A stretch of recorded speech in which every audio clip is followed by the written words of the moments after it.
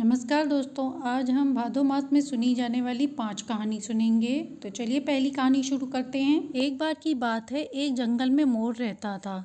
वह श्री कृष्ण भगवान का बहुत बड़ा भक्त था और वह भगवान की लीला देखता और सोचता कि भगवान का ध्यान मुझ पर जाएगा, पर भगवान का उस पर ध्यान जाता ही नहीं था। अब वह भगवान के घर के बाहर ही डेरा डालकर वहीं पर बैठ गया।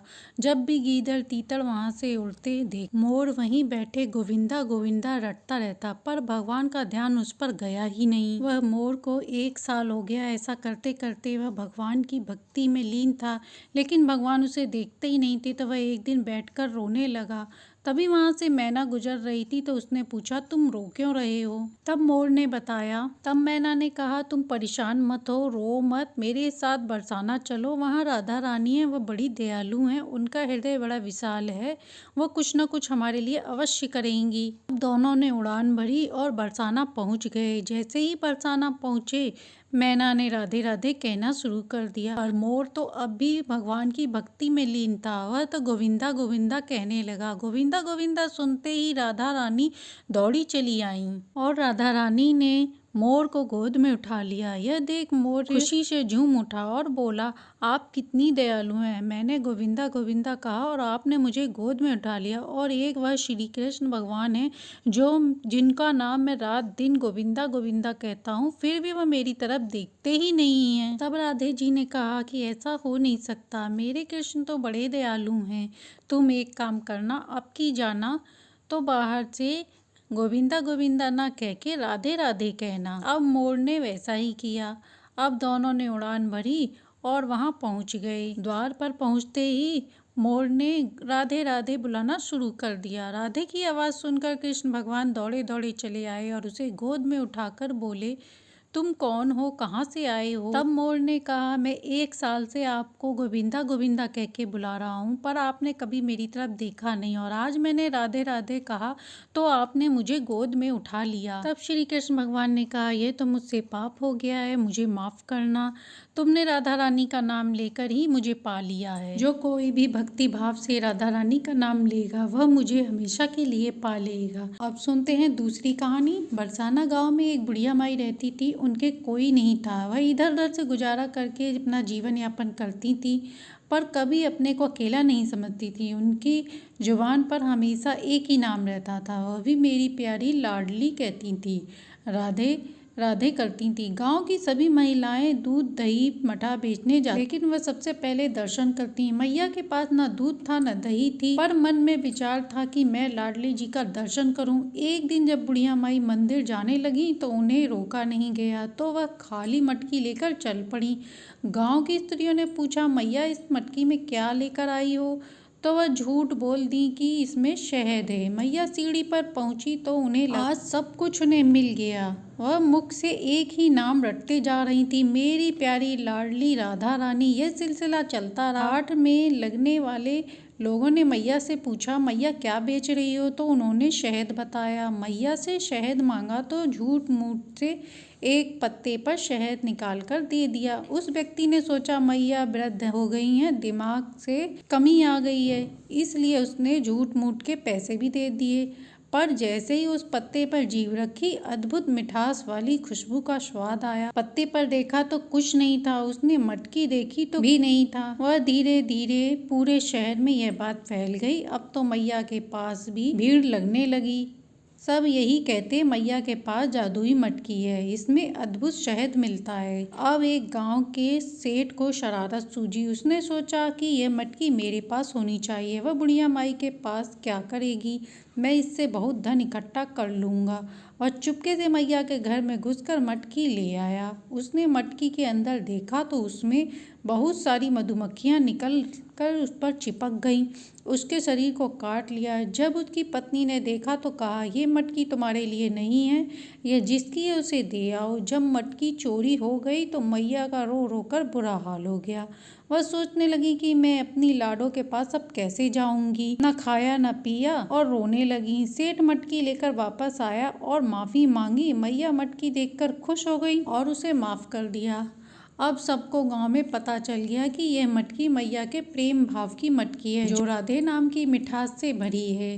श्री राधे नाम की महिमा का वर्णन करना ही मुश्किल है। तो आइए सुनते हैं अब तीसरी कहानी। गणेश जी की कहानी सुनते हैं। एक बार की बात है, एक गांव में एक गरीब स्त्री रहती थी। उसके पति का स्वर्गवास हो गया। उसकी सास बड़ी कठोर थी, वह उसे बहुत कष्ट देती। एक दिन उसने अपनी बहू और पोते को घर से निकाल दिया। वह चलते चलते एक जंगल में पहुंच गए। वहां एक पेड़ के नीचे बैठकर विश्राम करने लगे। वहीं पर गणेश जी का एक मंदिर था। वहां लोग गणेश जी की पूजा करने आते थे। वहाँ लोग भगवान को प्रसाद चढ़ाते व बचा प्रसाद बांट देते। इसी प्रकार दोनों माँ बेटे का गुजारा होने लगा। दोनों माँ बेटे भगवान गणेश जी की पूजा पाठ करने लग गए। एक दिन उन्होंने सोचा, क्यों ना हम भी जंगल से फूल लाकर उनकी माला बनाकर बेचें। उन्होंने ऐसा ही किया। साथ में पूजा की सामग्री प्रसाद भी बेचने लगे। इससे उनकी आमदनी बढ़ने लगी। गणेश भगवान की कृपा से उन्होंने एक मकान व दुकान ले लिया। एक बार एक राजकुमारी मंदिर में पूजा करने आई। वह उस लड़के को देखकर उस पर मोहित हो गई और उसने उनसे विवाह की इच्छा प्रकट की। उसने अपने मन की बात अपनी भाभी से कही। भाभी ने कहा, ये मालिन का बेटा है और तुम राजकुमारी हो, उससे विवाह करोगी तो तुम्हें बेइज्जती होगी। राजकुमारी नहीं मानी। उसने कहा, मैंने प्रतिज्ञा की है, मैं उसी से विवाह करूंगी। भाभी ने महल में जाकर सारी बात बता दी राजा को। राजा ने सुनने के बाद राजकुमारी का विवाह उसकी पसंद के लड़के से करने को तैयार हो गए। मालिन ने बेटे के साथ उसका विवाह करवा दिया। मालिन ने सबसे पहले गणेश मंदिर ले जाकर बेटे बहू को आशीर्वाद दिलाया। गणेश जी का आशीर्वाद दिलाने के बाद पूरे नगर में यह बात फैल गई कि गणेश आराधना से सबके दुख दूर हो जाते हैं। यह बात सुनकर सभी लोग दूर दूर से गणेश दर्शन को आने लगे। मंदिर में भीड़ बढ़ने लगी और बिक्री भी होने लगी। उधर उसकी सास के बुरे दिन आ गए। वह दाने दाने को मोहताज हो गई। अन्नदाता उनसे रूठ गए। वह रोती हुई उसी गणेश भगवान के मंदिर में आ पहुंची। वह मालिन के बेटे से बोली, मैं भूखी हूँ, मुझे रोटी कपड़ा दे देना, इसके बदले मैं तुम्हारे घर का काम कर दूंगी। लड़के को उस पर दया आ गई। उसने उसे काम पर रख लिया। उसने अपनी दादी को नहीं पहचाना। जब मालिन घर आई तो उसने सास को देखा और पूछा, आप यहाँ कैसे सासू माँ? मेरी सेठ के यहाँ नौकरी लग गई है। सास ने कहा, मैं यहाँ काम करती हूँ। बहू बोली, सासू माँ, ये सेठ नहीं, आपका पोता है, यह घर भी आपका है। आपने हमें घर से निकाला था पर गणेश भगवान ने हमारी रक्षा की। सास बोली, मुझे माफ़ कर दो, मेरी करनी मैंने भोग लिया। बहू बोली, सासू जी, अब आप यहीं रहो और पोते का सुख भोगो। सास गणेश भगवान की महिमा देखकर, बहू पोते का नित्य नियम देखकर वह भी नित्य नियम निभाने लगी।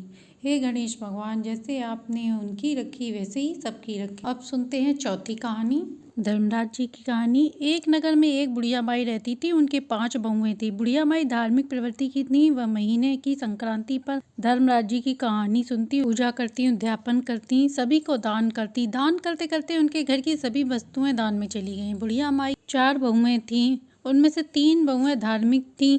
छोटी बहू पूजा पाठ नहीं करती थी। वह अपने सास के दान से परेशान थी। बुढ़िया माई की 3 बहुएं कुछ नहीं कहती थी, पर छोटी बहू कहती, माँ जी, हम आपके दान पुण्य से परेशान हैं। अब घर में कुछ भी नहीं बचा है, सिवाय दीवार और ईंट बची है। हम क्या खाएं? खाने के लिए भी, पानी पीने के लिए भी कुछ नहीं है। वह कहती, जब भगवान की कृपा होगी तब हमें धन मिलेगा। उनकी तीनों बहुएं कुछ नहीं कहती।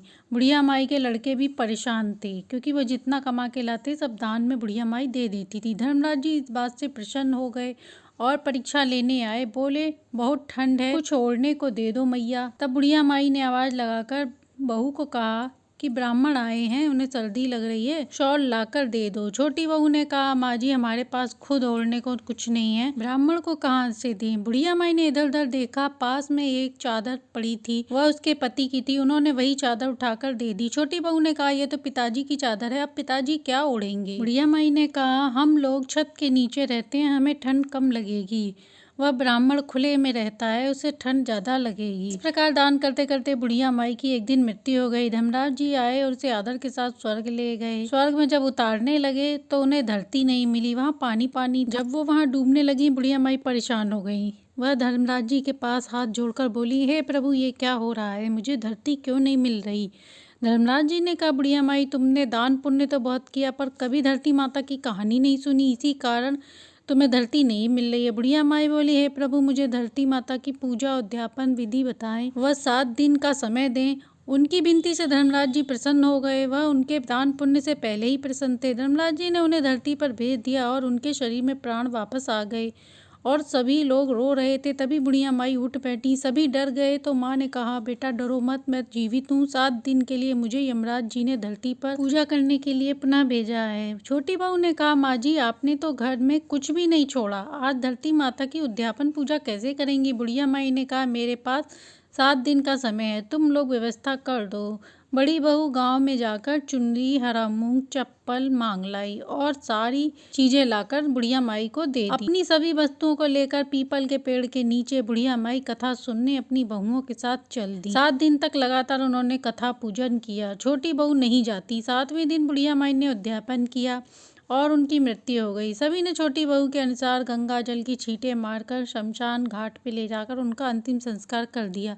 अब बुढ़िया माई स्वर्ग आई, उन्हें धरती मिल गई। धर्मराज जी बोले, बुढ़िया माई मैं तुमसे प्रसन्न हूँ, मांगो, कोई वरदान मांगना हो तो मांग लो। बुढ़िया माई ने कहा, हे प्रभु, यदि आप मुझ पर प्रसन्न हैं तो मेरे द्वारा दिया गया जितना भी दान है वो 100 गुना वापस कर मेरे घर पहुंचा दीजिए। इस प्रकार बुढ़िया माई का घर धन से भर गया। बड़ी बहू अंदर गई तो हैरान होकर चौंक गई और सभी को बुलाया तो सभी दौड़े दौड़े आए और देखा तो सभी चकित रह गए। घर में धन, हीरे, मोती भंडार भरे थे। छोटी बहू की कोठरी में कुछ नहीं था। छोटी बहू ने क्षमा मांगी। बुढ़िया माई के बेटे बोले, माँ का पुण्य हमें सूद समेत वापिस मिल गया।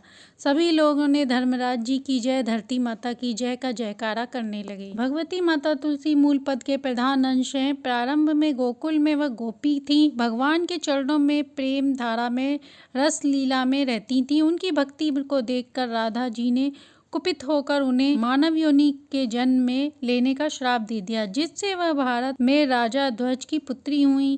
भूलोक में सुदामा नाम का गोपी भगवान श्री कृष्ण के पार्षद था। उसे भी राधा जी ने दानव योनि में जन्म लेने का श्राप दिया था। उनके श्राप से वह सुदामा शंखचूर्ण दानव बना। ब्रह्मा जी के द्वारा तुलसी जी का विवाह शंखचूर्ण दानव से संपन्न हो गया। वह दानव मानव भूलोक स्वर्गलोक पे अपना राज्य स्थापित कर लिया था। देवगण भगवान विष्णु की शरण में गए। भगवान विष्णु ने शंखचूर्ण के जन्म की देवताओं को कथा सुनाई तथा उनकी मृत्यु के उपाय में भगवान शिव को त्रिशूल प्रदान किया और कहा कि इसकी पत्नी का सतीत्व भंग होने पर ही इसकी मृत्यु संभव है। अपने छल से विष्णु भगवान ने उसकी पत्नी का सतीत्व भंग कर दिया। भगवान शिव ने त्रिशूल से उसका वध कर दिया। जब अपने सतीत्व का भंग होने पर तुलसी जी को पता चला तो उसने विष्णु जी को श्राप दे दिया। उनकी करुण पुकार से विष्णु जी ने उनसे कहा, हे भद्रे, तुमने मेरे लिए तपस्या की थी, साथ ही शंखचूर्ण ने भी तपस्या की थी। तुम्हें पत्नी रूप में प्राप्त कर वह भूलोक चला गया। मैं तुम्हें इसका फल प्रदान करता हूँ। तुम्हारा यह शरीर गंडकी नदी के किनारे तुलसी वृक्ष के रूप में प्रदान होगा, जो सभी लोकों में तुम निरंतर मेरे सानिध्य में रहोगी। मैं भी उस गंडकी नदी के तट पर पत्थर में निवास करूंगा। चारों वेदों के पढ़ने से जो पुण्य प्राप्त होगा वह शालिग्राम पूजा से मिलेगा। उसी समय तुलसी जी के शरीर के पास से गंडकी नदी उत्पन्न हुई। वह मनुष्यों को उत्तम फल देने वाले पूजनीय शालिग्राम बन गए। ब्रह्मा जी ने कहा, यदि तुलसी जी के आधे पत्ते से भी भगवान की पूजा की जाए तो उन्हें दर्शन संभव होते हैं। तो ये थी भादो मास की नित्य नियम से सुनी जाने वाली 5 कहानियाँ। 5 कहानियाँ अच्छी लगी हो तो लाइक एंड सब्सक्राइब करें।